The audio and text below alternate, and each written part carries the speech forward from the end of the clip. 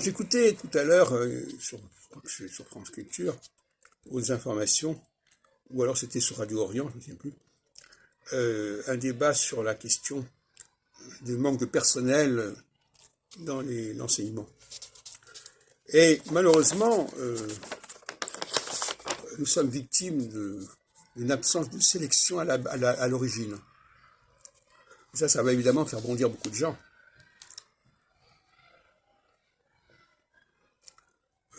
Je pense qu'il y a des populations qui vont suivre le même schéma, le même cursus, et qui ne correspondent pas du tout à ce qui est attendu.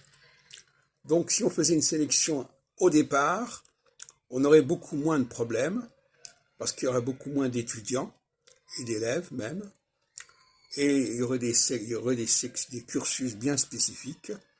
Et c'est l'absence de cursus spécifique qui crée une inflation d'élèves et une pénurie d'enseignants.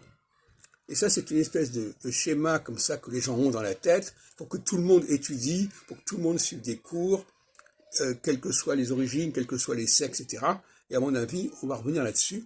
Et en phase équinoxiale, justement, comme je disais tout à l'heure, on va s'apercevoir qu'il y a des clivages au sein de toute société qu'il faut respecter et qu'on ne peut pas couvrir comme ça en disant c'est pas grave.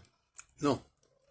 En phase équinoxiale, on met fin au mythe de la totalité, le mythe de l'unité nationale, et on accepte qu'il y ait des clivages, des différences de compétences, de capacités, etc.